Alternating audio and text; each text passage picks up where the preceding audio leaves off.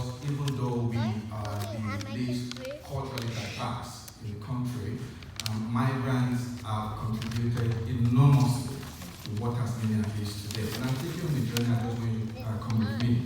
And I'm sure many of you will be familiar with the late Caleb Crook.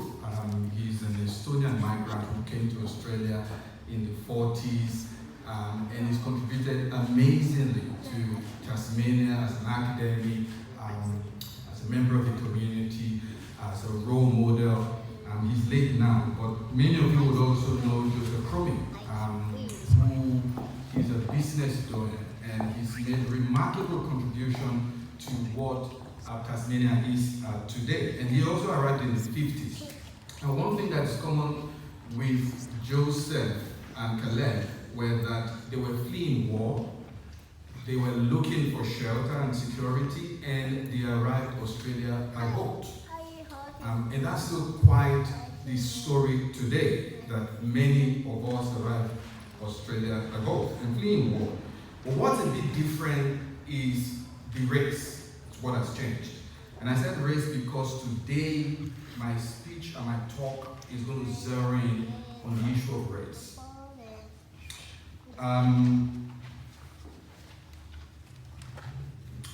Last year, I decided I will not celebrate Australia Day.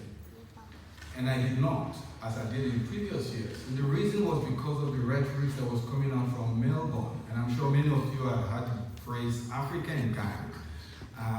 Up till now, and I go to Melbourne quite frequently to attend board meetings, up till now, every time I step out of the plane, I just feel very, very uncomfortable.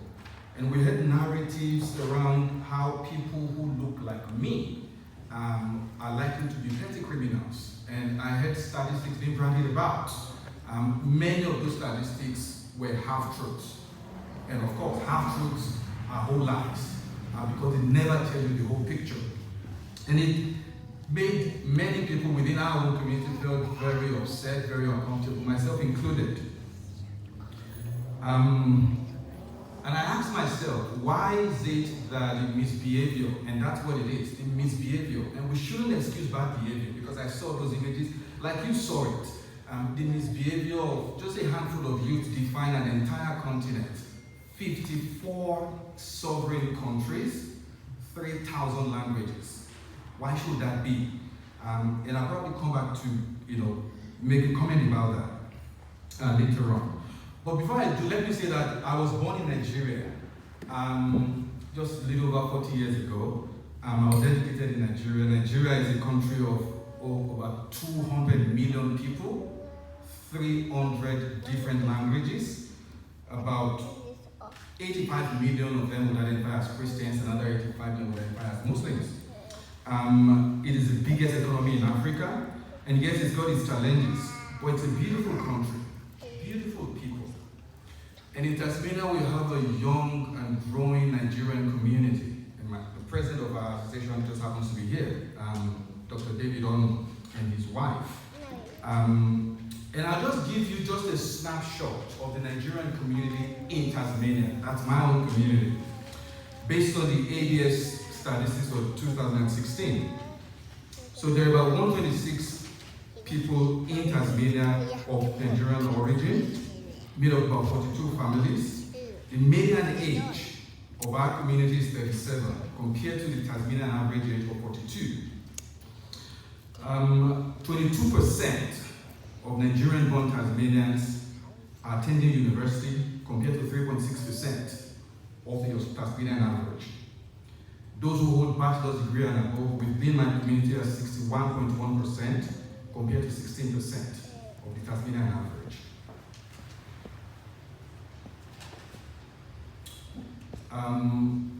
And I just also add that the average median household income within my community is 1,812.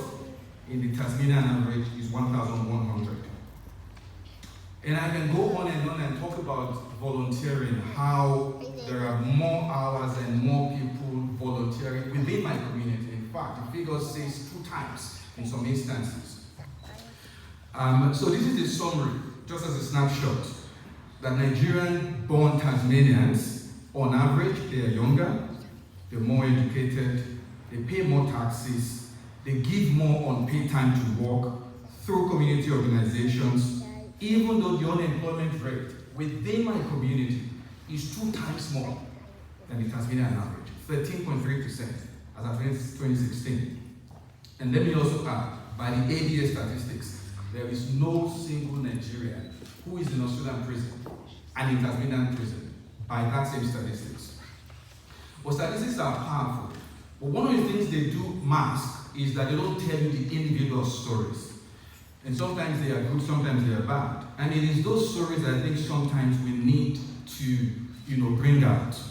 And it reflects also the way, sometimes people interact with us and ask us questions. For example, people have asked me, when you're in Nigeria, do you eat vegetables? Do you live in houses made of bricks or sticks? How come you speak English? And those are, very interesting questions. But my brothers also, who are from Nigeria, have talked about experiences where, they've gone to a community to go and work, and they've only just arrived there, and they met people who have said, so what are we going to do? He's a general practitioner, and he said, I came to work. And he said, which fruit are you picking? Because that's the stereotype that you will think. That's if you don't think that they are committing crimes anyway. Or another one who is a doctor who has repeatedly had experiences where people come in to see him, and when he shows up to say, let me take you to the room, the patient will ask, are you the doctor? Like, are you the doctor? And in some instances, they've had patients who have politely declined to be touched or to be treated because of the color of the skin of the doctor who is there to take care of them. And I've had my own fair share. And some of them are quite funny. I've had a man walk up to me on Salamanca to ask me, where are you from? And I said, Nigeria. And he said to me, gosh, you must be very, very lucky and happy to be here. And I've said, well, yes, I am. And, sometimes you get into the bus and somebody just stands up because they don't want to sit beside you or on the train. Or just walk into a store and all eyes are on you because somebody thinks that you're going to pick on something and steal something. And I can go on and on and on and on and on. In fact, in a particular incident, my friend and I, in Gold Coast, my first time of visiting Australia in 2012, as a research fellow to the Australian National University, in December, on the 4th of December, we're in an apple shop, and just because the people were uncomfortable with us, they came and they lied against us. And said something terrible against us. And then we confronted them.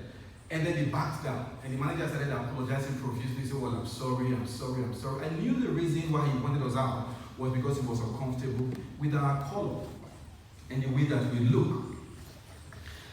But sometimes these incidences can be much more confronting. For me as a person, I have been cursed on the streets by people I do not know. I've had abuses hauled at me. I've had kids, about 5 years old, as I walk past their school, singing and saying to me, Blackie, Blackie, Blackie, Blackie, Blackie. Of course, I whipped back and just, acknowledged them. I've had colleagues in my previous place of work refer to me as a black bastard twice, and he was fired. And I didn't think he should have been fired, but that's maybe we can discuss that. But I've had others say similar terrible things that talks about my color in particular. But that's not the worst that can happen. I can tell you about the experiences of my kids. I remember one day my daughter refused, she was going to go to school and she was crying. She was just profusely crying.